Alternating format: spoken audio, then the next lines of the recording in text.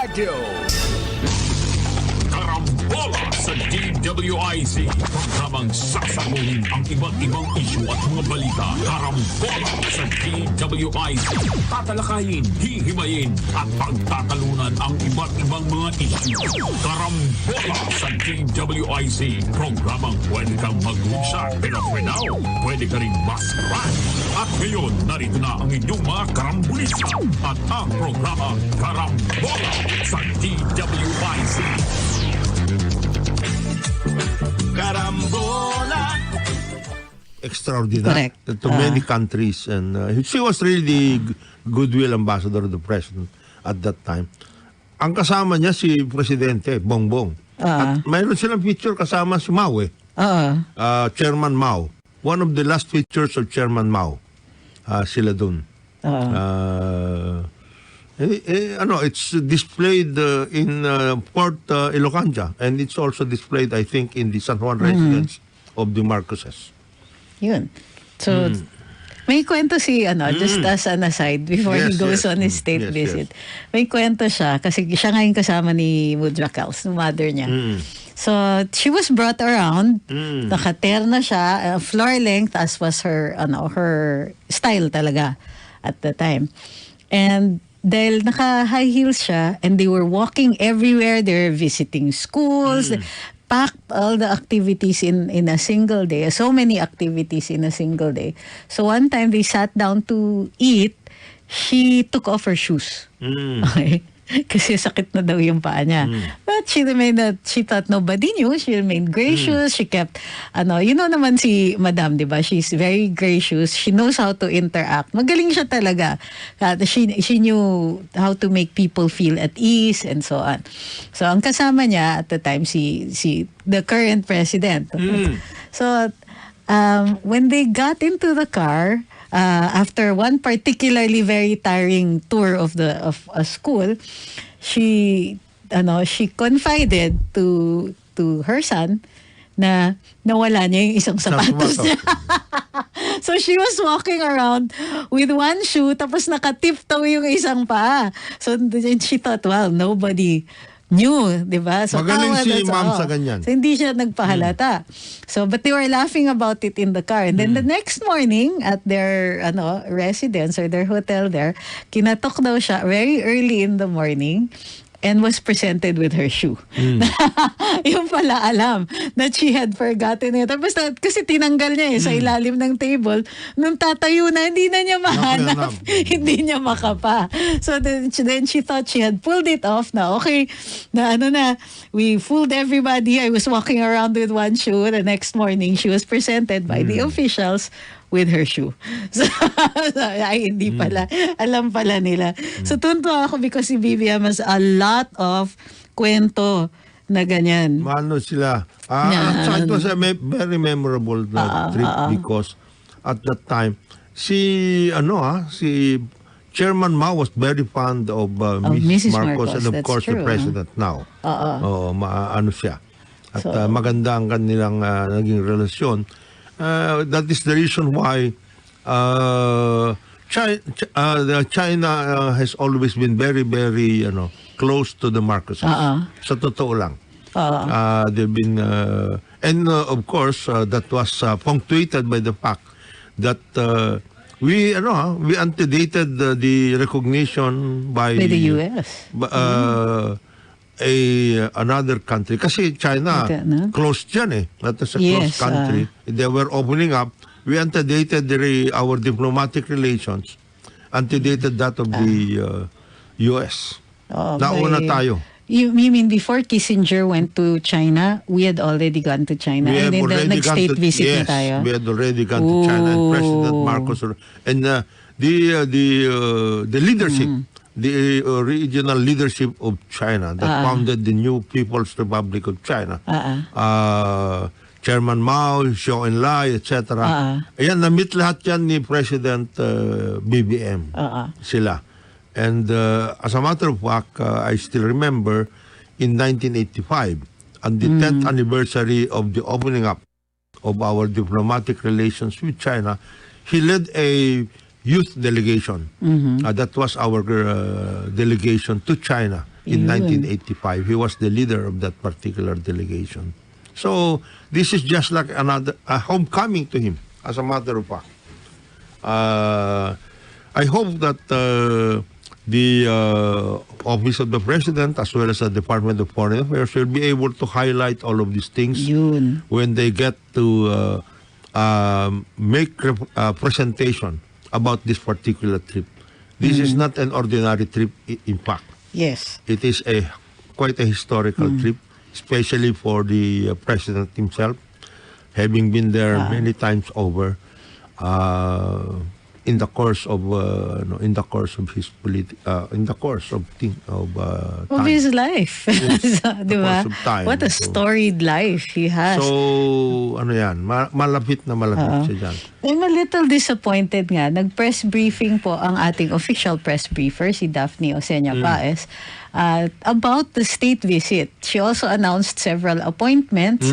And then after that, introduced sino ba yan? Si Assistant Secretary of the DFA, Si Neil. si Neil, who talked about the impending state visit. Medyo nalungkot lang ako because the press were concentrating their questions on hindi ba natatakot si Presidente Tungkol na sa COVID. ma-COVID siya. Parang there's so much to talk about, diba? There's As a so matter much of- history there. Well, as a matter of fact, when he was governor, he visited China thrice as governor. Oo nga, no? Yeah, Oo nga, dapat no? nasasabi nila yan. So, I hope they will be able to reconcile themselves to this kind of historical record, because that is how I think this particular visit should be situated. yan yung lens. Dapat yung the historical good ties, And the then what are we going to do moving forward? correct. Given Vis-a-vis. yes, given the fact that he is in the same kind of situation as the president of China, Xi Jinping, because they are the same generation ito. They both came from very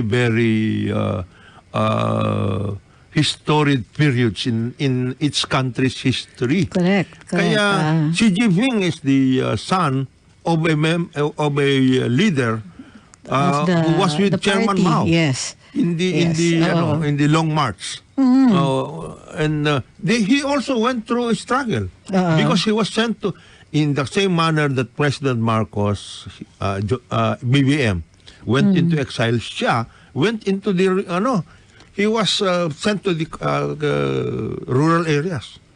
Which is their form of exile. He is their form of exile kasi at one point in time, his father was also parang Under suspicion. Well, sort of. Sort of. Such a sitwasyon. Yes, at that time, no? Political survivor si yes, Xi Jinping. they're both survivors. So, dapat sinasabi yan dyan sa mga briefing na yan. And then, what are they? And that is the reason why I think both of them are looking at how they are going, what is the view of their countries, both of their countries, moving forward in the 21st century, because their fathers made history as well as leaders of a particular period in its nation's history. Correct. And they molded that particular they had their part in the historical So, moving forward, yan ang ginagawa nila ngayon. Like President Xi saying that in the 21st century, it will be China's century as well. President BBM is saying now that the Philippines is back in the world stage. Sinabi niya, di ba? Is back. So, sana sina Daphne, sina Cheloy, They the could have DFA, directed that. sana Yes. maano nila yung ganon. So that our media people will not just concentrate on the COVID scare, etc. Magiging masyado na tayo semi-marites na yung dating natin. I understand the concern, pero yung to have so many questions based on that one. And then of course, yung ibang mga tanong ay tungkol dun sa issue ng West Philippine Sea splash South China Sea. Valid naman yung questions na yun, pero syempre ano yun, parang put it in context. the most thing that you can ask is, will the president bring it up? So ang sabi naman ni Asik Neil, well, it's expected that he will. And you could have moved on from there. Kasi there's nothing really you can discuss at that About point. what that issue? You're discussing the calendar. So pagka ganyan, you can discuss what has already happened before. Diba? So we could have directed questions towards as you know, the president was with his mother. 11 days in China and so on and so on.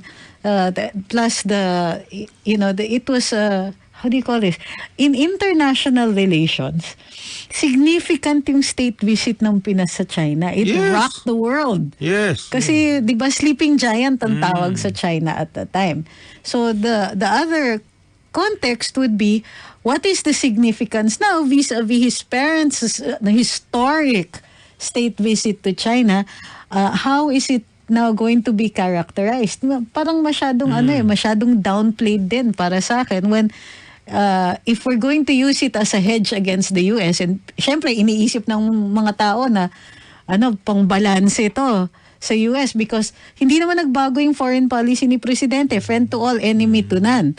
Medyo looming very big lang yung US, and to have a state visit here at this time is something like a gentle reminder na you're not the only one we're talking to. Yes, thank you for all the good things that you are doing for us. Thank you for this new blooming relationship with the US, but you're not our only friend. We're friends with everybody. Oh, tsaka historically, we have had, kaya nga, this is the second Marcos state visit. In effect, this is it. Kaya dapat masabi nila yan, the first state visit, ito yung nangyari. We opened up, we had these good relations, ganito, ganyan, etc. And all of the second state visit will probably lead us to will usher in a new phase in our relations with China. Yung ganon. Hindi man lang nila nabanggit yan. I hope they will now do that. Sana. Sana. Work out in I'm not seeing dun sa mga Jalio any reference to his parents. Yes. Wag ganon. I think that is if that is how we are going to view this state visit, January 3 to 6, we will be discounting a lot of things, and that should not really be the case. I hope they will bring it up. Kasi the first Marcos state visit was really a historical state visit. Yeah, I think that people have to be reminded of that. And this one is definitely going to be another, another significant one. Phase in our relations. Correct.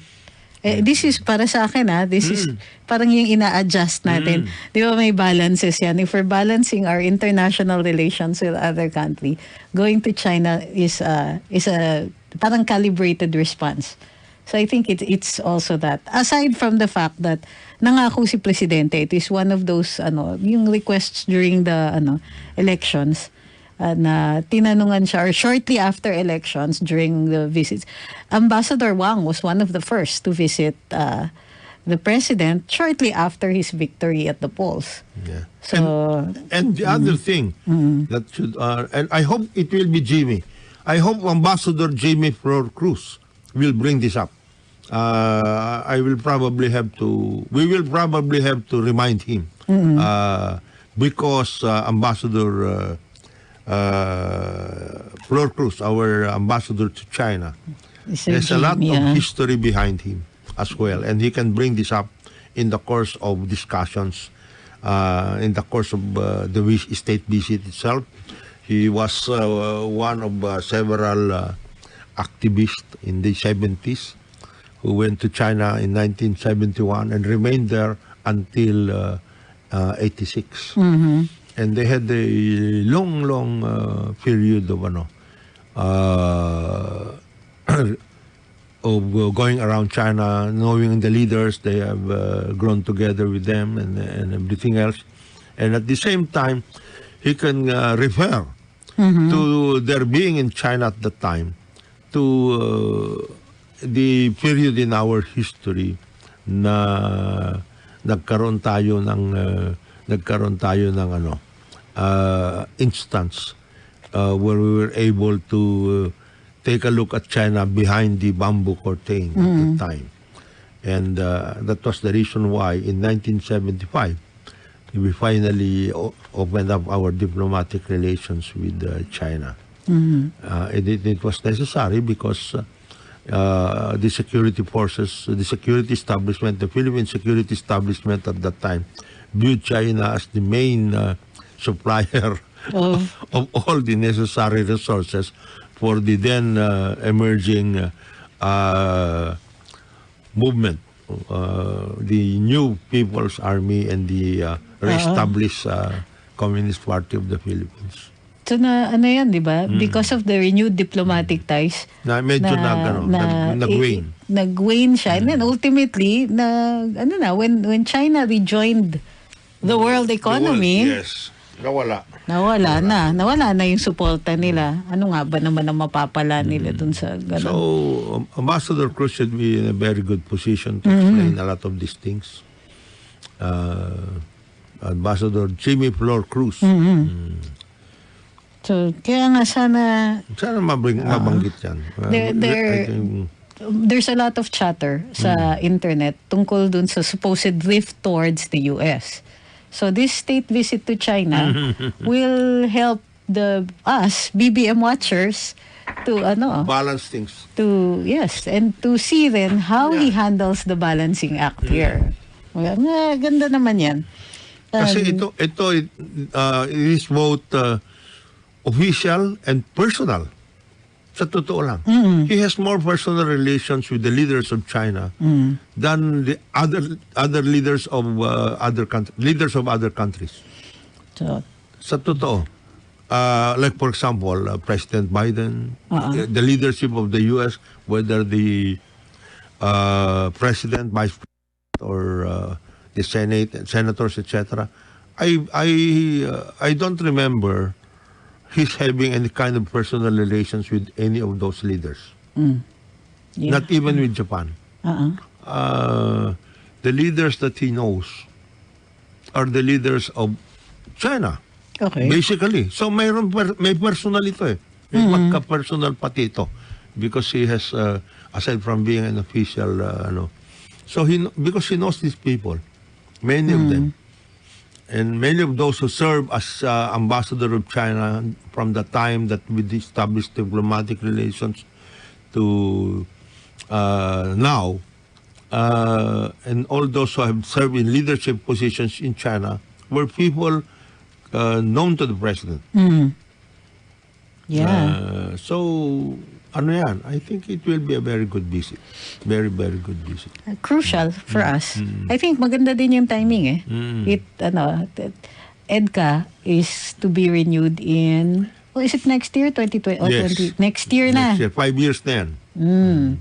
So that's interesting. Yung konteksto na yan, huwag nating kakalimutan. Kasi, syempre gusto ng US i-renew yung EDCA. That's why, grabe yung effort nila ngayon, ligawan si Presidente. Hindi lang i-renew, expand pa nga eh. Dagdagan pa ng 5 military bases na papasukan nila. So, sa atin, how are we going to negotiate that? Maganda yung state visit because bibigyan din ng perspektiba ang ating Pangulo. Makikita niya yung yung relasyon natin sa ibang mga bansa at saka yung significance at yung importance nila sa atin, lalo-lalo na ngayon na how do you call this? Hindi naman struggling. Struggling ba yung economy natin? Slightly? Or we are just, I'd like to say recovering. Recovering. Hindi lang ganun kadali. Pero, on the path to recovery tayo. Mga issues this is lang. also going to be a very significant trip precisely because the president will have a window into the thinking of the Chinese leadership regarding not only the West Philippine Sea, regarding our bilateral relations, but how China views the world at this point in time, and what is its place in the world. and how does it look at the Philippines insofar as that particular effort moving forward is concerned. Especially with regard to dyan sa South China Sea South issue. China Ayan. Sea, our economic relations, our moves towards our own moving up into a middle income country. Yes. How China can be of help to us. What kind of opening is China looking at so far as we are concerned. May mga ano ba tayo? Are there any developments that we should look into? Kasi, alam mo naman yan, you've been there, Trixie. When they get into closed-door discussions, etc. and everything, they will have a lot of things to have. And they can talk freely. Then they can talk freely what needs to be done. So you have a window into the thinking of presidency as well as the thinking of the leadership of China. Because this particular leadership right now is a consolidation of Xi Jinping's authority. And at the same time, it is a consolidation of a kind of thinking as far as China is concerned. China and the world. They have a different kind of thinking right now from the previous, yung mga Hu Jintao, Jiang Zemin, magkakaiba yung mga yan. Ito, iba. Quite assertive ito. This is quite an assertive leadership. Yun. Yun yung nakakalimutan din natin minsan sa diskusyon natin ng politika. Pagka relasyon na sa ibang mga bayan, tatandaan natin hindi po lahat pare-pareho ng paradigm. Kumbaga, parang pagkausap mo taga-probinsya, iba yung perspektiba nila. Alam iba nila yung, kanilang. And pagka ibang bansa, entire paradigms, like iba yung ekonomiya nila, iba yung panakbo ng gobyerno nila, iba yung filosofiya nila. So even when dealing with international relations, kailangan may konteksto ka na ganon. So maswerte tayo, pagdating sa China, may historical relations tayo. Antindi. Going back centuries. Okay, yung binanggit dito yung Mayi dun sa comment section. Hindi po Mayi yung tawag ng China sa buong Pilipinas kasi wala pang buong Pilipinas noon. At that time, yes. May isang study, I saw one thesis that indicates that Mayi might have been located in what is now Laguna, which was they were trading with China at the time. So mahaba, mas mahaba pa ang historical trade relations natin with China. The guess is about 9th century as far as the archaeological record goes. Magbabalik ang karambola, ang oras natin 9:02 ng umaga. Oras hatid sa inyo ng NGCP.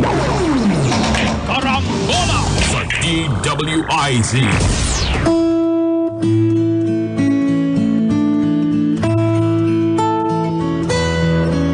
Panalangin para sa kapayapaan. Ina ng lahat ng mga bansa. Panginoong Hesukristo, anak ng Ama, ipadala mo ngayon ang iyong Espiritu sa sangkalupaan. Loobin mong manahan ng Espiritu Santo sa puso at diwa ng lahat ng mga bansa nang mapangalagaan sila at mailigtas sa panghihinawa, kasawi ang palad at salot ng digmaan. Nawa ang ina ng lahat ng mga bansa, ang mahal na Birheng Maria, ay aming maging tagapagsanggalang. Panalangin para sa kapayapaan.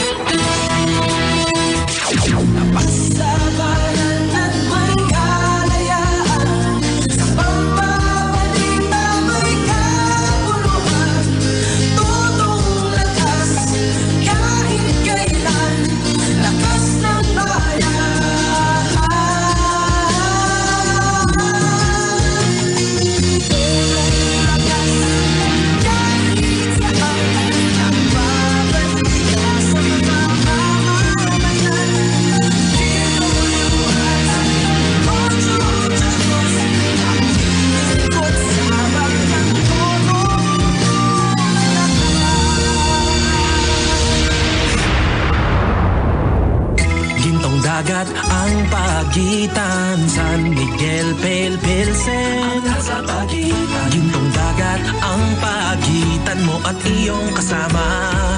Nang nagkalapit na magkahiwalay ang kahapon at bukas, gintong dagat ang pagitan, San Miguel, Pilsen. Ang nasa pagitan, laging nasa pagitan natin. San Miguel, Pilsen, sarap laging kasama.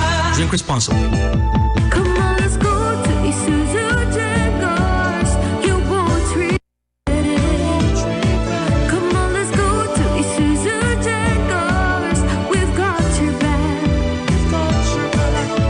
Isuzu Jaguars, your partner through it all.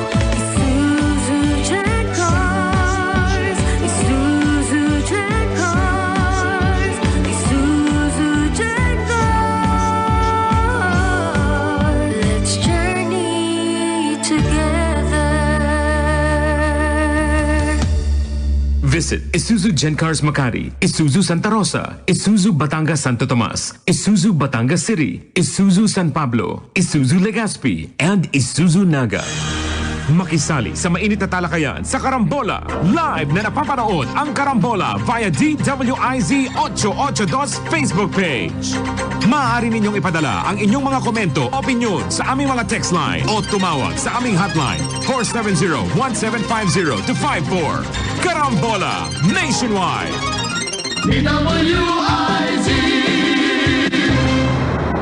Balikan natin ang ating mga karambolista at ang programa Karambola sa DWIZ.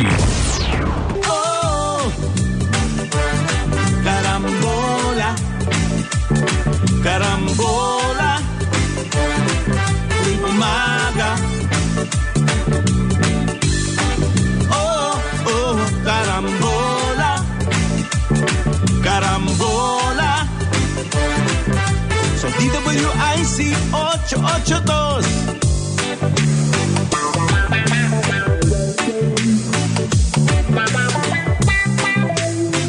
Nagbabalik ang Karambola. Kasama pa rin sa himpilan, Jonathan De La Cruz. Ako po si Trixie Cruz Angeles. Merong order si Presidente. In-extend niya yung suspension ng isabong operations. So, significant meron na. Meron na Okay. siya. Meron na. And I'm glad because it settles the issue. Kasi merong mga dumadahan-dahan. Ine-expect nila na matatapos na yung suspension ni Presidente, balik na naman tayo. Happy days are here again. Hindi po in-extend ni Presidente because what he favorite term niya yung fundamentals eh.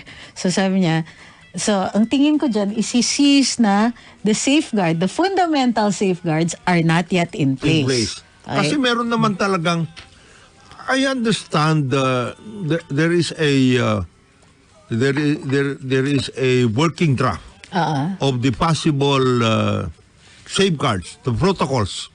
Yeah. Kung ibabalik man lang yung isabong. Because, alam mo, Trixie, and I think alam din naman ng mga kababayan natin to. Sabong is always been part of our, It's sa totoo lang. cultural. You cannot stop it. Every, yan na. Bawat linggo nga, pupunta sa sabungan maraming tao eh. Kaya nga, di ba, sinasabi nila, kayong mga lalo na yung mga nasa mga probinsya, yan ang kanilang pastime eh. Pupunta doon, linggo, tsaka, nangyari lang na naging problema nung naging araw-araw na yun. So, there is in fact a Philippine Game Foul Commission. Yes. At nakalagay doon yung I understand there was a draft, working draft. Kung paano kasi kaya naman nagalit ang taong bayan diyan sa isabong kasi naging 24/7 na at iyan na yan, viral ng internet base, etc. So wala na, it was really such an addictive game na workout na yan. So there was an effort na parang gawin yung horse racing. In other words, Highly regulated. Ito lang, ang pantaya ninyo, this number of hours, dito kayo tumaya, meron kayong off track, kanyan, or whatever. Tapos within the kung mag-internet kayo, ito lang. After this, wala. Hindi kayo makakapag-connect. Nothing will happen to you, etc. Correct. Tapos ito yung mga taxes, ito yung gagawin ninyo, etc. and dapat everything. heavily taxed siya. Heavily taxed yan. Ang problema nga is without the legal framework for this, hindi natin pwedeng i-impose kaagad yung mga ganyan na taxation. We can impose fees Yes. through PAGCOR. Fees. Fees, So, meron ng ganyang working draft. And I think it's time that they revisit that particular working draft and bring it to the attention of the President, because ang mahirap dito, worst comes to worst, ang mangyayari dyan, magiging illegal yan. Talaga underground. Correct. Ay, gusto mo natin yun. Dumadahan-dahan na. It's appearing Oo. in some of the LGUs. Tingnan mo. Na Sila na tumatrabaho. There's a study a few years ago na the easiest way to generate income nga for the was through gambling. I mean, wag na natin i-sugarcoat. Andyan na yan eh. Whether you like it or not. Whether you like it or not. May entertainment city tayo, so it's kind of too late to get on your high horse about gambling. Ito kasi talaga, it's the fastest revenue generation. Let us be very frank about it. US, Europe, and all of these countries, Canada, they have lotteries nga eh. Ano ba yun? Lottery, ano yun eh. But what we need to do is put in the necessary safeguards. At saka, one of those necessary safeguards kasi, one of the interests that the state has to protect, of course, is the safety of the state and of the people. Yes. And ito po ay maraming pwedeng mangyari through these gambling establishments. Number one is, of course, yung possible addictions. Yes. So we put in the social structures necessary to To avoid that. the At usual least minimize, warnings, minimize, and then yung mga available na charitable institutions that can help deal with these sorts of addictions. And number three, we cannot allow one person or one corporation to become richer than the Philippines. Parang Stronger than the government. Stronger than the state. Wala. Stronger than the state. Wala yan. Kasi that ensures the destruction of the state. Yes. So this happens in narco states. Yes. When the drug cartels are more powerful than The government. There's no such thing as law enforcement anymore. Patay na tayo dyan. The security aspect of the whole thing will have to be looked into seriously. So this is beyond an issue of corruption. Kaya nga dapat binabantayan natin, actually any business endeavor, gambling or not, kailangan tinitignan natin na hindi nagkakaroon ng monopolies or duopolies in some cases. Monopolies, duopolies, and the fact that they can already, they become a state within a state. They are more powerful than the elected government. Some businesses imagine themselves so powerful na nadidiktahan nila even national lawmakers. Medyo mabigat yun. Medyo mabigat talaga yon. So, kumbaga sa atin, it's not something that we should take lightly. Maganda nga that's why gusto ko yung push against the oligarchs that FM Senior actually started. He recognized the dangers na there was an entire class of people that were already unelected, unelected. Yan ang unelected class that is already taking over government by way of legal or legal means. Kasi yung tinitignan natin dito is, one, the possibility of these businesses or these gambling establishments going underground, which makes it harder to enforce. Put them up above ground and we address all of the safety issues. Yes, of course, we recognize that addiction is one of the biggest problems brought about by gambling, and we should establish safeguards against that. Yung mga because I know of entire families that had this problem. It's one of those evil things, but it's everything that we do is a balancing act. Always. Diba? Like, do we import or we don't import? Hindi, yung sigarilyo na lang. Maninigarilyo ba kayo or what? Ano bang gagawin natin yan? Yung tungkol sa alak, lahat. All of this, ang tawag nga natin doon, sin products. Ano pa ba itong gambling na ito? It's always a balancing act. In everything, there are good. With the good comes a lot of bad sometimes, and we have to deal with the excesses of that. And that is what you have a government for. Oo. That is what you have a government for. That is what you were supposed to be doing. But To it- balance interest in your society. Kaya nga itong mindset na to, that we cannot allow, a lot of us here, di ba, mahilig tayo na, sige, let's bring in more jobs, more businesses. And yes, of course, definitely we're going to do that. But part of the thing that we also have to be critical about is, ano ba ang nadadala ng mga big businesses na ito?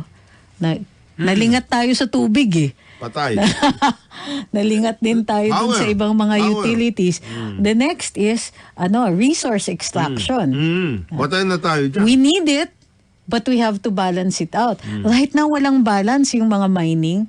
We need mining, there's no question. Pero Ito yung na yan. export natin ng ore Yun na sinasabi needs some natin. work.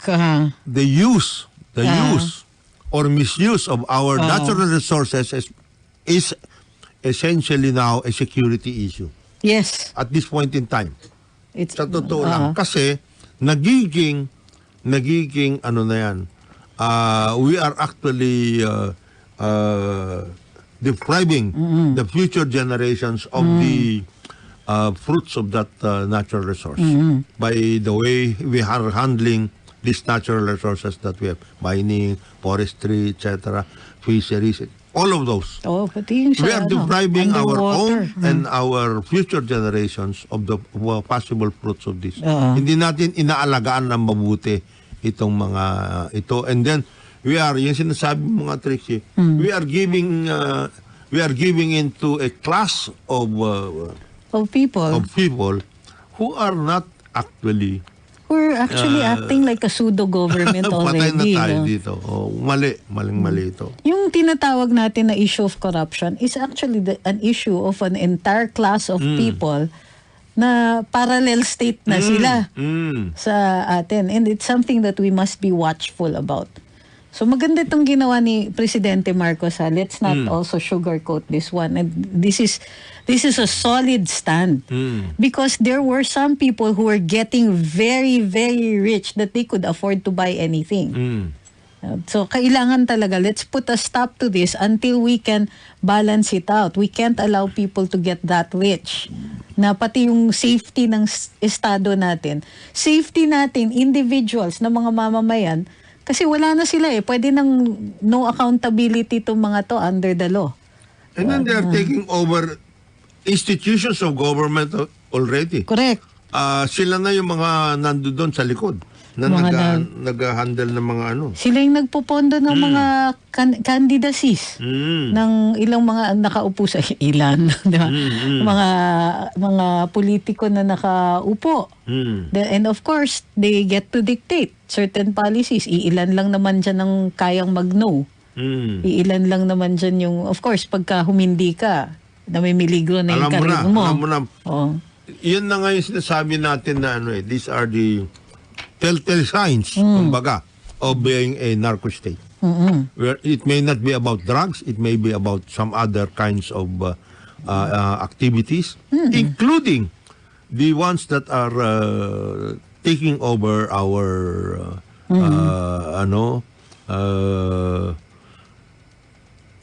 financial systems, etc. and everything. Sila na yan. They're taking over a lot of things. Marami ito. Isa pa yan yung mga we have Entertainment City and we have, meron din sa Clark, di ba? Yung parang meron. na that should be part of our tourism push. Kasi meron, that's the entire tourism approach of, let's say, Macau, di ba? It's part of the Las Vegas na lang, Las Vegas. Vegas. We di ba? Pag ikaw, halimbawa, Pinoy, lahat o kaya Mexicano or some other, kung pumunta ka sa, America, one of the things that you will surely go to will be Las Vegas. And not just for the gambling. Yan. For a lot of things. Marami kang pwedeng gawin doon. Pero we have to, dapat merong mga basic na doctrines in any endeavors like this when we're trying to raise funds for the government. Yes. Number one is safeguards. Number two, we're not giving in to these parallel shadow governments. And yun talaga para sa tao.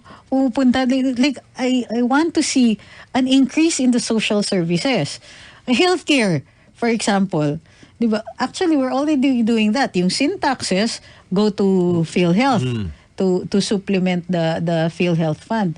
We can do so much more. We can actually put up entire hospitals if we know how to manage these funds, if we know how to raise money for the government. And there are lots na makakaligtaan natin that goes into private pockets. Yun ang problema natin. So instead of government being able to use these resources for the greater good, these resources get into private pockets. And they eventually bring about a lot of imbalances in society. May isisingit ako na dito. You know the one thing that makes a nation strong? It's the recognition of its own culture and its history. Yan. Yung pag-strengthen ng tinatawag natin na national identity, yun po yung nagka-create ng glue that unifies a nation. Actually, alam mo, Trixie, now that you're mentioning that, yan ang isang masasabi na, and we are not just talking about the political class, we are talking about the economic class in this country. Kasi sila, ang kanilang pundasyon pagdating sa appreciation of history, culture, and everything is no longer based locally. Ano na sila? They are, if you remember, there was a time na marami sa ating mga kabataan, hindi kami hindi naman kami lang dito eh. We are citizens of the world. My God. You can be a citizen of the world only if you know that you are a Filipino first. Yes. How can you be a citizen of the world? You don't even know your identity. Ano ka? O citizen of the world, you are going around the world, so what? Ano ka na ngayon? Diba? Watch out, you don't become stateless. You don't know, stateless ka na.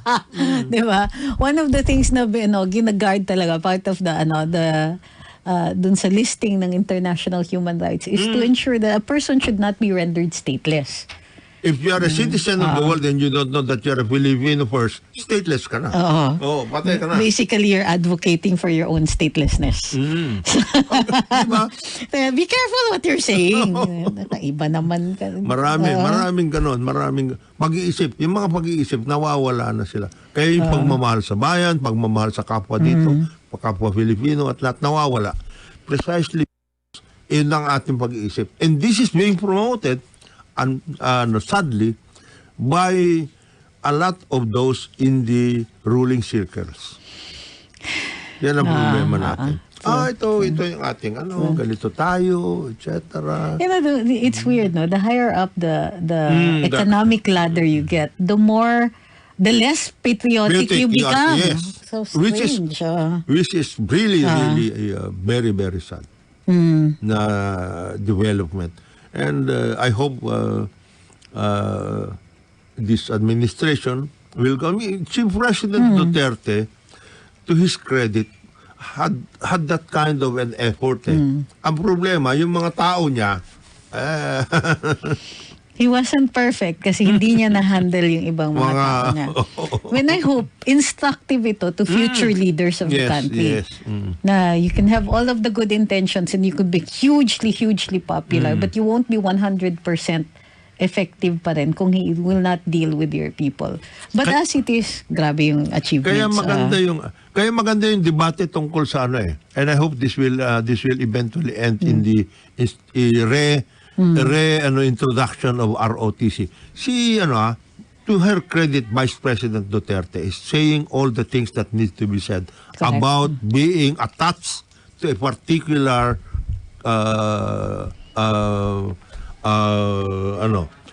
mindset of being patriotic, disciplined, love for your country, etc.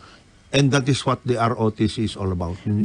Tama yung kanya sinasabi. Tama yung niya. But I would like to add, kasi how can you love a country you don't know? Mag-aano lang siya eh. Kumbaga, you can say all the right things. Mahal ko yung bayan ko, mahal ko ang Pilipinas, but it's empty. It's empty unless you can actually live it. Hindi mo kilala yung kasaysayan ninyo. Hindi mo kilala yung lugar kung saan ka nakatira. Sinisira natin yung mga bakas ng nakaraan.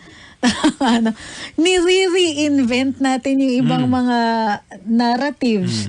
Merong mga areas, and I've been all over the country, na nag-iimbento sila ng kasaysayan nila. Meron silang narinig. Halimbawa, yung mga, we have no word for war. Excuse me? Narinig lang nila na mayroong isang grupo ng katutubo na ganon. Na wala sila talagang salita para sa giyera, kung kaya't wala sa kanilang kultura yung pakikipag-away.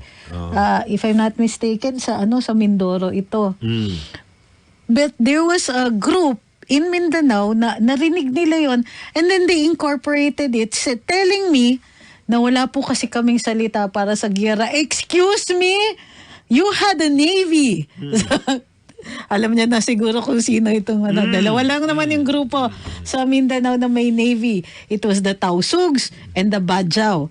And the Bajau before were not they cannot be characterized by the beggars that we see in the streets. That is not their history. That is not their tradition.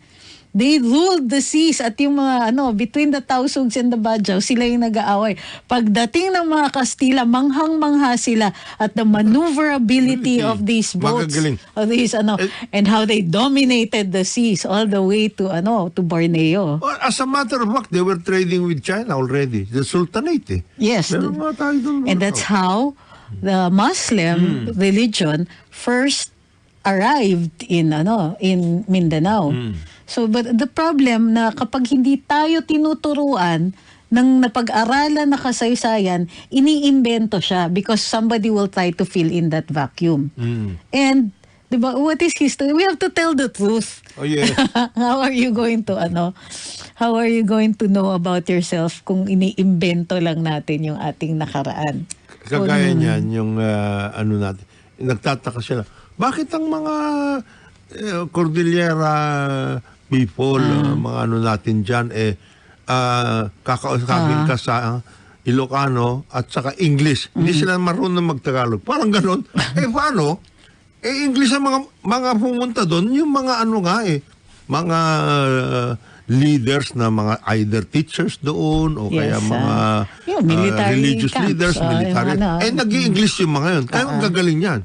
Ang gagaling mag-English yung mga yan. Pero excuse me, may nagsabi dito, national identity can be achieved through mandatory military. Hindi po. Hindi. You're talking about national discipline. Do not mix that up with national identity. Magkaiba. We are not that. That's a national identity is our ability to identify among fellow Filipinos. Sino ka compared to me? Not compared. Sino ka sa akin? National identity says na pag sinabi kong ako Pilipino, kapatid kita kahit taga Mindanao ka.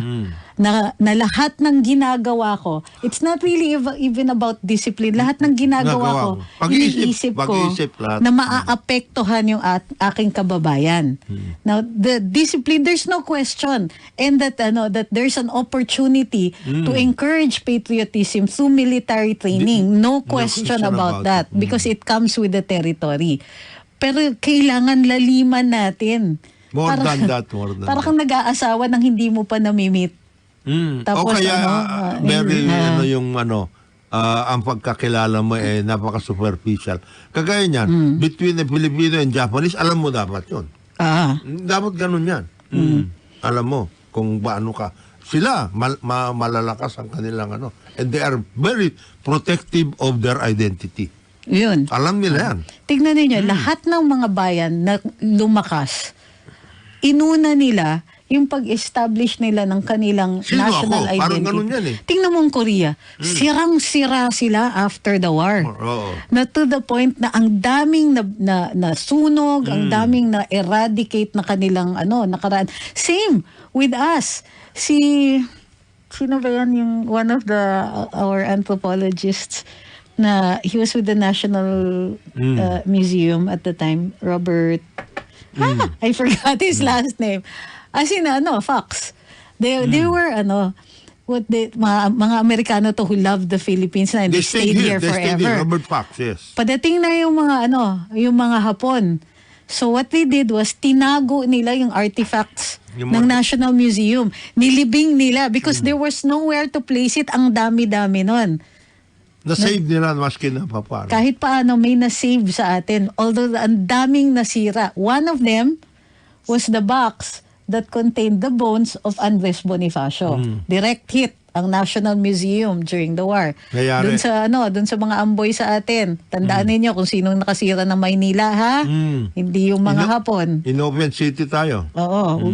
Nung dineclare na open city tayo, MacArthur thought that it would save hindi magkakaroon ng scorched earth. Guess what? Yung mga inignore nila si MacArthur. Sino ba yung general ng Air Force dito? Binomba ng binomba ang Manila in the hopes na ma-eradicate nila yung mga Hapon who were going house to house, killing civilians. So, naiintindihan natin kung bakit. But, despite the destruction dun sa South Korea, hinanap nila yung mga what little evidence there was about their past and painstakingly recreate it constantly. Yung mga telenovela of the yung period nila, yung mga kingdoms nila, ng period nila, even talking about the relationship then with Imperial China, part of that is their continuing effort to inculcate in their own people a sense of their own history. Kaya nga maganda, alam mo, Trixie, I hope continuing din ito. Yung channel, yung GMA, Channel 7, there's yung Ibarra. Yung meron akong nakita. Meron yung teleserye nila tungkol kay Ibarra. Congratulations, Annette Gozon. Si Annette ba yan? Maria Clara Ibarra or something like that. Pati yung mga gumawa ng mga pelikula. It's very creative. And it brings this back. Dapat, wala bang ganyang programa ang NCCA at saka National Museum? We have an embarrassment of riches in the NCCA and in the CCP. And yung ginawa nga ni Eddie Romero, which I keep campaigning for. I was with OPS and I wanted to, and I was talking at the time with Miss Margie Moran, na may I borrow sa Cultural Center. Yung mini-series, it belongs to them yung mini-series ni Eddie Romero of the Noli Me Tangere. Isipin yung national artist, ginawa niyang mini-series yung Noli Me Tangere. I mean, of course, it's a little dated, pero maganda yung interpretation niya. Meron? Meron tayong It's existent. It's with the CCP. Alam mo, dapat NCCA and the Department of Tourism and of course Department of Education should work together on this thing. Kasi sa halip, di ba may mga tayo, mga schools, now that the schools are open, ang mga pinupunta, meron tayong field trip. Saan ka mag-field trip? Sa Glorieta. Mag-field trip kayo sa mga National Museum. Libre po ang National Museum if you want to visit. Para mag-ayos naman tayo ng mabuti. Baka mabigla kayo, malalaman ninyo na yung ibang mga balanghay natin were crossing the Pacific even before the Vikings were crossing the Atlantic. And in the same manner. Di ba? Kalain. Yung mga ganun. At we're also crossing to the other way, westward towards Africa. Kasi yung wika natin at saka yung wika ng Madagascar ay magkakaisang pamilya lang. So may pinanggalingan yan. So sana natin to, no? I think we are going to that. Yun namang grupo ni Vice President sa Secretary of Education. I think they are very keen on all of these things. Yes, they are. Pagdating dyan, pati sa curriculum development at lahat. I hope they will have time to work on this particular mga sinasabi natin, mga field trips and everything. And we will be prepared. Alam mo ang problema kasi, pag nag-field trip, tapos hindi prepared yung pupunta mo, may inis ang mga bata Totoo Di ba? You can go to a mall anytime. Oo. Bakit itong nalalaman? Yung gano'n. Kaya, identified naman yan. Halimbawa, huwag naman kayo mag-field trip. Pumunta kayo sa bahay ni Rizal sa na ngayon, ang pintura ay green dahil nag-donate ay voice. Di ba? Pumunta ka sa Kalamba. I think we should protest that. Kahit sumulat lang sa NHCP na pwede ba, ibalik natin dun sa dating. And I think we should at least advise the new mayor of Kalamba, Mayor Ross Rizal, na boss. Ayusin mo naman itong of the NCCA, sa friend si Ino Manalo. Oh, Ino, So sana. maybe we'll remind him. Kasi identified naman yan, di ba, Trixie? Ito, mga ito. Oo, may declaration Meron yan. tayong mga areas eh. Magbabalik ang karambola. Ang oras natin, 9:34 ng umaga. This time check is brought to you by Petron. Fuel for everyone. Karambola sa DWIZ. Ang trusted dog food ni Catherine Bernardo, Nutri-Chunks na. Listo at ganado ang baby ko sa vet-approved Nutri-Chunks with active boost and prebiotics na pampalisto. Made with real meat and essential nutrients that help keep them healthy and happy. Listo ganado sa Nutri-Chunks. Patuloy na naglilingkod sa bayan. Mas todong pagbabalita. Mas todong pagseserbisyo publiko. Ito ang DWIZ 882. Mas todong lakas, mas pinakikinggan ng buong bansa. Karambola nationwide na!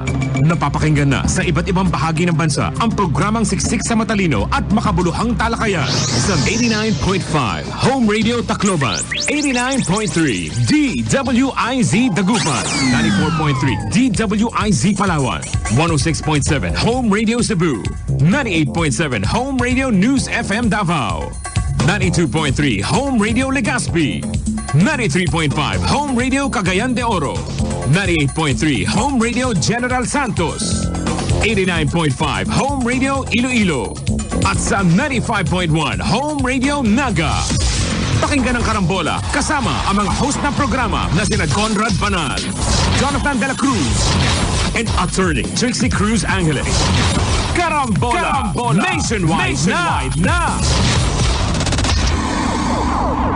Hindi sa'yo yan, hindi sa'yo yan. Hindi sa'yo yan. Maliit man o malaki, ang korupsyon ay korupsyon. Kapag hinayaan, sisirain nito ang kinabukasan ng bayan. Kaya maglakas loob sumigaw ng, Hindi sa'yo yan, hindi sa'yo yan. Hindi sa'yo yan. hindi sa'yo yan. To report about corruption, please contact DOJ Action Center at dojAC@doj.gov.ph. Alam niyo bang masama ang pagtatanim ng mga puno o mga pananim o halamang matataas ang tubo malapit sa daanan ng linya ng kuryente? Bukod sa maaari itong makapagdulot ng pinsala sa mga nasa paligid nito, maaari rin itong maapektuhan ang daloy ng kuryente patungo sa mga kabahayan. May kaukulang parusa ang mahuhuling lumalabag rito, katulad ng pagkakakulong ng hanggang 12 taon at multa na hindi bababa sa 50,000 piso. Makipagtulungan upang mapanatiling tuloy-tuloy ang daloy ng kuryente sa inyong lugar at saan man sa bansa. Isang paalala mula sa NGCP. Ang bahaging ito ay hatid sa inyo ng NGCP.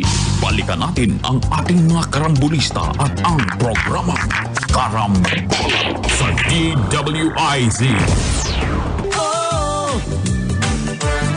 Karambola, Karambola, tuwing umaga.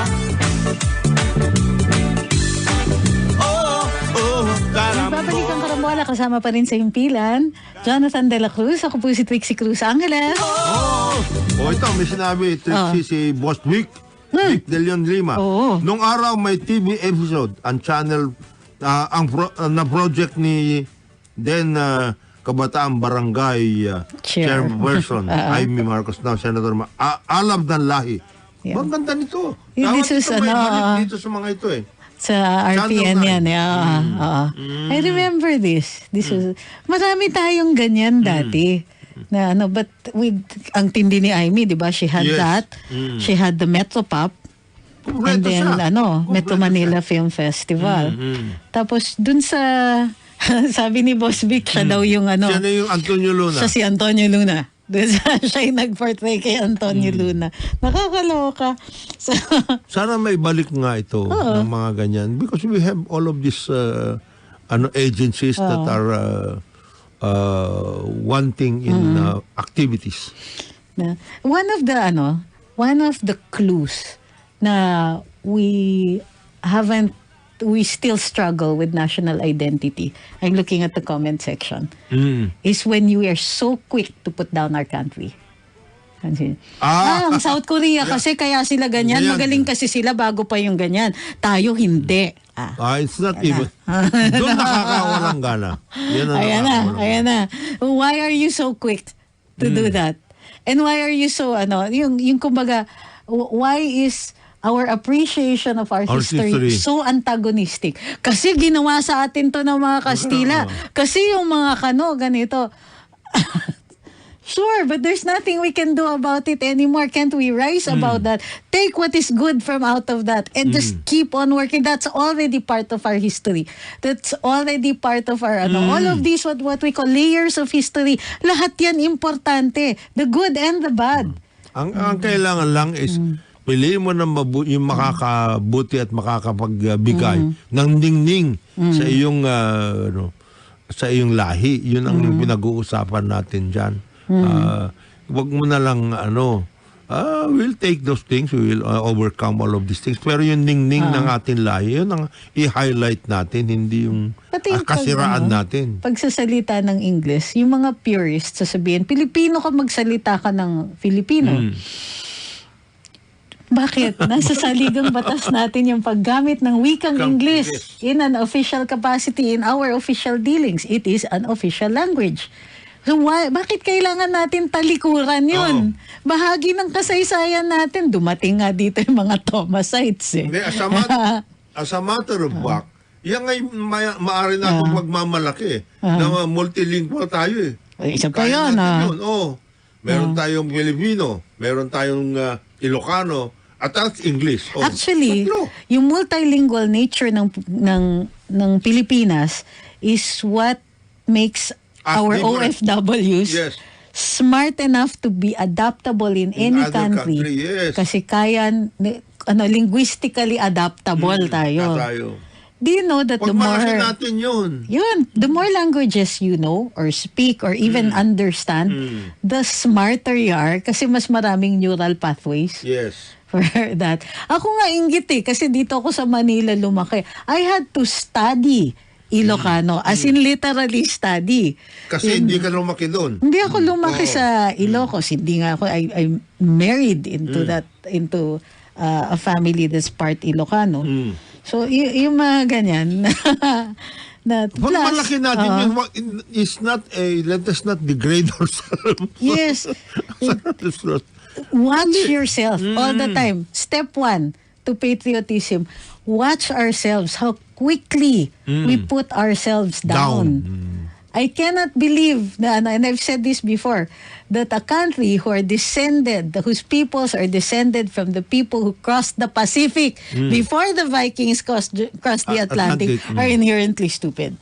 So, hindi ko tatanggapin yan. Hindi pwede yung gano'n. Or inherently corrupt or inherently broken. And please stop saying our ano ba yun, broken culture or mga fraud. Merong ganyan na itong mga ito promote nila yan so that we will always look down at ourselves.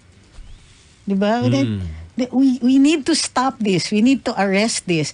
But although to be fair, mas improved na ngayon, and I find that's yung adjustment ng mindset na yan is brought about by consistency sa education because we have cultural institutions now. Hindi pa complete yung transformation pero we are much saka less. maganda yung maganda yung angry at ourselves. Naging transition kasi si President Duterte tinaas niya yung pagtingin natin sa sarili natin. Tapos si President Marcos ngayon, BBM, is trying to work it over na ito.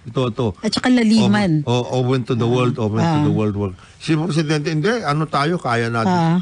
He defied international pressure, etc. By so doing, he was trying to suggest na tayo, ibang bayan tayo. We are our own. Hindi tayo pwedeng mag-succumb dyan sa mga European Parliament, etc. na yan. At ngayon, nilalaliman ni President. Sana lang yung mga kasama natin sa pamahalaan, nakikita nila yung ganun na ginagawa ni President BBM, na siya, gusto niyang laliman yung naumpisahan. That's it. Na gawin. Yes. So, andar-andar naman yung mga people tasked with this. Galaw nyo yung baso. Hindi namin kayo nakaramdaman.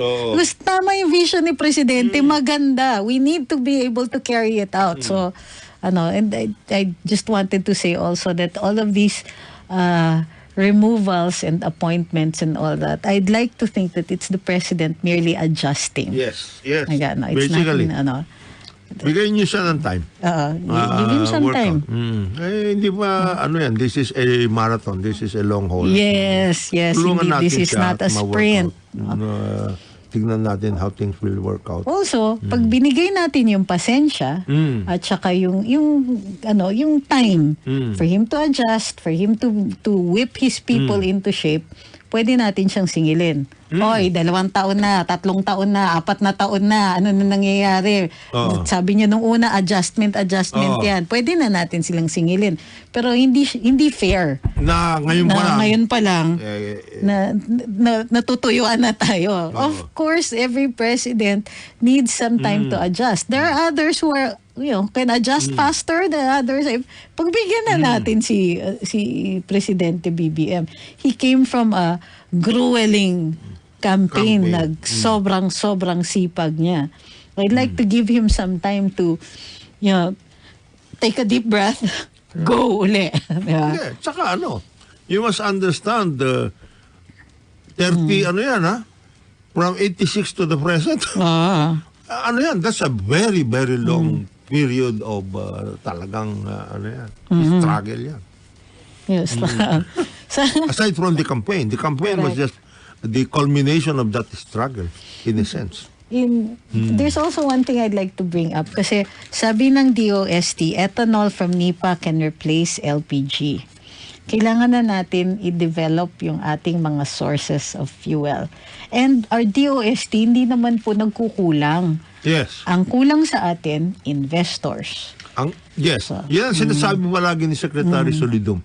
We have all of the researches in the world. Ang kailangan lang is how to commercialize these research products into something that can be useful, that can be workable. Ang kailangan po dun, investors, people who will take up these researches and turn this into commercially available products or services.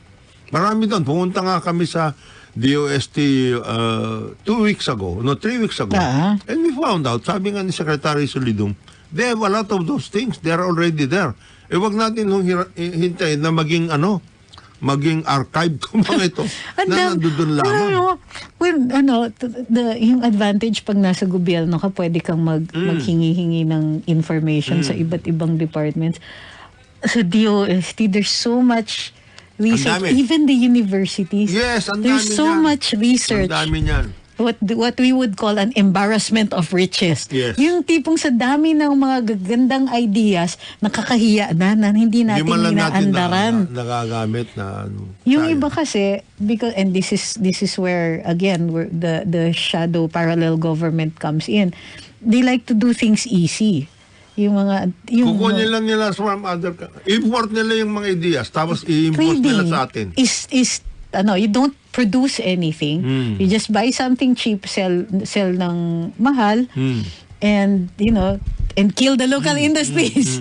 So parang that, but there are so many good ideas dito na they're worth looking at. But please take note stick to the yung mga reliable sources. So kung DOST research yan, that has been vetted, dumadaan din yan ng universities. Yes. And if there are inventions, tinetesting na nila or they give a period for its testing. Alam na nila yun. So, wag yung kung sino lang ang lumapit, uy, may invention ako dito, I can turn water into wine. Ganyan. Konting lang. Konting, how do you call this? Let the science dictate the practicability of it and whether or not it actually works. Yun yung caveat dyan. Na, kasi maraming lumalapit na bakit hindi nyo pinapansin si Inventor X? Meron siyang ginawang ganito na parang miracle na halos yung yung levels niya. But bakit daw walang nag-i-invest? Para sa akin, if the idea was this good, somebody is going to pick that up one way or another. Now, if only to buy you out kasi you're endangering another industry, di ba? Yung sinasabi nilang ibang mga fuel substitutes or energy substitutes na binabuy out yung mga inventors. That actually happens. Pero my point here is that the government has vetted and paid for a lot of this research. Baka gusto Annually. ninyong ano yun. Annually yan. Gusto ninyong tignan. Di ba? Ano, Wag lang kayo mag-rely doon sa mga pupunta kayo sa ibang bansa, nakakita kayo ng produkto, bilhin nyo na yun, import nyo na. Ano, walang, yun na lang sa pagdating sa fashion, pinakamagaling na tayo dyan sa ganyan, pero wala naman nakakatulong sa, yun ang problema natin. so, may isa pa akong pet peeve na gustong i-address. During the elections, it is true that former President Duterte called candidate BBM weak. Okay? You will not hear former President Duterte say that again because he is now president. And what does former President Duterte keep saying about the current president? We must support him. Ulitin ko ha, we must support this president. One, he's the only one we have. Number two, the fate of the country is in his hands. Yes. So, yung mga nagsasabing weak na ganyan, pasay na po ang informasyon ninyo. Tapos na yan. It was election rhetoric. And you know that former President Duterte is the master of that sort of rhetoric. But you also have to listen to him when he's no longer saying that. Kumbaga, makikinig kayo. You're taking one thing completely out of context. Tapos ngayon, i-ignore ninyo. Nagpa-interview siya sa SMNI. Nakakausap niya. He's open. He receives visitors on a daily basis. And he constantly says that. Now it can be told. Mabait. When I talked to him in Davao, anong sabi namin? Pareho halos sabay. Sir, mabait si Presidente. He's a very good man. Sabay halos kami. Totoo yan. He would emphasize that, yes, he's a good man. So we could not have had, he's one of the, kumbaga, couldn't have chosen better. So now that the elections are over, let's support him. Kalimutan na natin yung election rhetoric. Tapos na po yan. Hindi na po tayo, Sa matter of fact, hindi mo na nga naririnig si President Duterte na yan pa rin ang sinasabi niya. Wag naman natin ulit-ulitin itong mga to. But we're not saying don't criticize him. Iba yan. Malayo yun. Mahal natin yung presidente. If you see him driving off a cliff, hindi nyo ba siya iwa-warning? Warningan natin because that is part of supporting the president. Hindi lang kung baka papabayaan na natin siya. Sige na nga, maano ka na dyan. Hindi ganon. O di mahulog ka. Yung mga ganyan. ganon. Huwag naman ganyan. Pag nahulog siya, kasama tayo. It's the ship of state. Kumbaga, it's not a miss. Para workoutin natin na mabuhay. Kagaya niyan, may mga ibang nababanggit. I understand right now. Baka bukas daw ilabas or yung tungkol dun sa another memorandum circular clarifying. Ayan, meron pala, hindi natin na-discuss, sorry. Clarifying the status of all of those who are holding presidential appointments. Very specific ito. Nag-issue ng memorandum circular si Executive Secretary Lucas Bersamin. Kina-clarify niya yung MC1, MC3, MC4.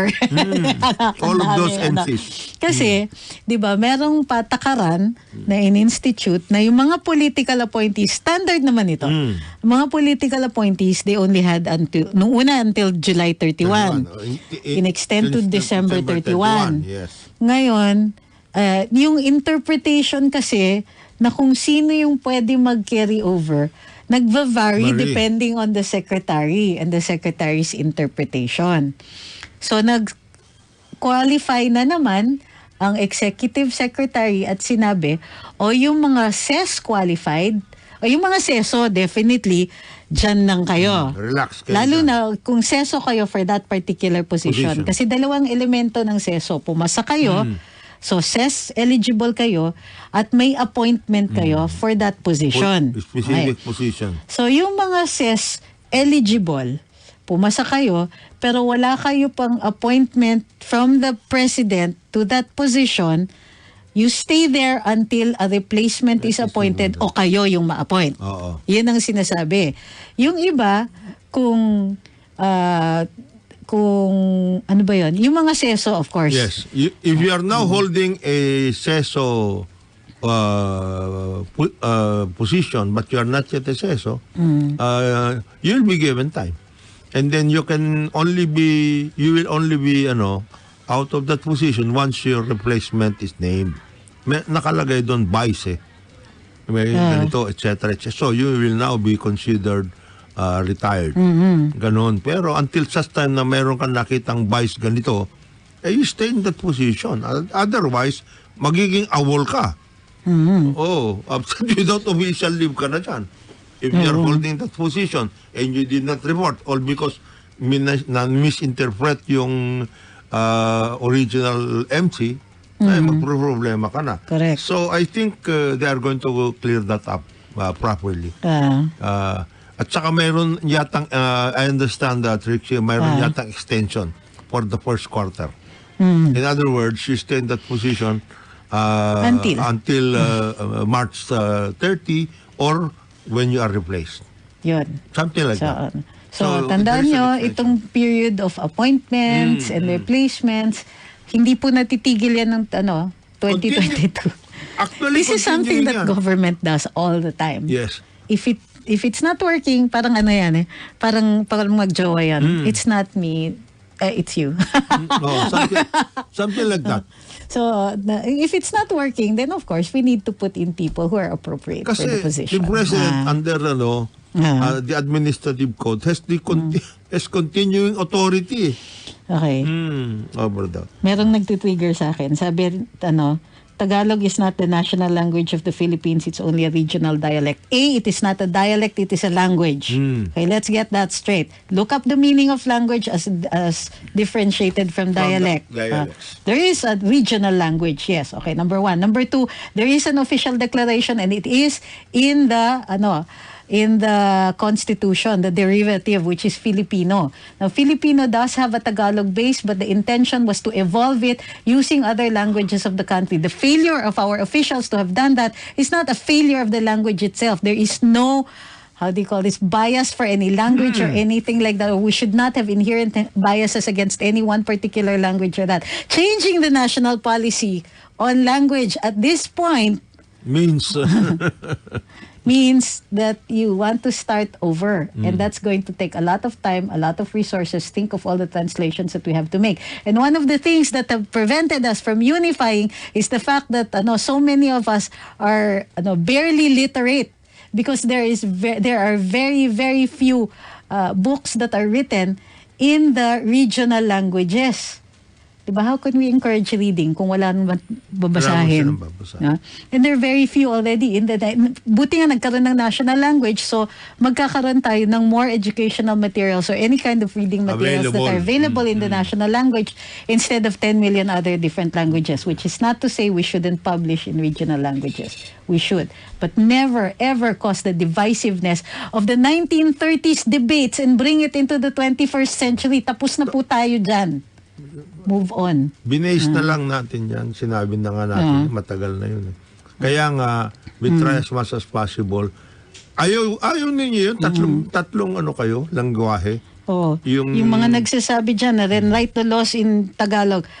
That's BS and a half, because there are translations in Filipino of all the laws that we make. Yes. It is your failure to look that up and to find the translations, because they are available. Sorry. Filipino mo yun, translated into Filipino para maging maliwanag tayo. Yes.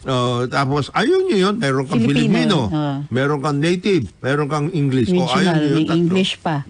Tapos, for those of us na trying to be social and pretentious, meron kaming Chinese and Spanish. No, I don't have any Chinese. Chinese and Spanish. At saka, I would like to. At saka meron ka pang assumption language. Baka hindi nyo alam yan. And then there's of course the VACLIS, which by itself sobrang galing ng yung salitang bading.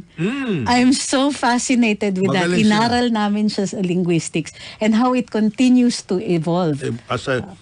Talon yan ng That's genius in itself. Talon yan yung assumption language, Oo. Mama, ayun naman ng tusok-tusok talaga niya. Tusok-tusok Talo yun. na. Wala yun. Hindi, Diba? hindi sustainable yung gano'n. Dun sa finally, dun sa nagtatanong, pwede bang ibalik ang baybayin natin? Actually, may batas na. On the baybayin, hindi lang po nai-implement. Oo. Matagal na yun. Because we haven't agreed yet on which version of the baybayin we're going to use. Yes. Wala na. Boiled down into what remains that we have, there are about 7 from different regions. So it's not just the Tagalog baybayin, of which there are about 2 kinds. There is the Palawan, there's Mindoro, there's Pangasinan, Pangasinan. and Ilocos. Diba? Kaya napakayaman natin pagdating sa lingwahe, sa totoo. Ayusin lang natin sarili natin at maayos natin yan. Diba? So, maraming salamat sa pagsubaybay sa karambola nitong araw na ito. Ang tabayanan ang susunod na programang Serbisyong Bayan ni Tatay Rani Ludovica and Miss Lady I. On behalf of Jonathan De La Cruz, we will see you next year. Ako po si Trixie Cruz Angeles. So, dito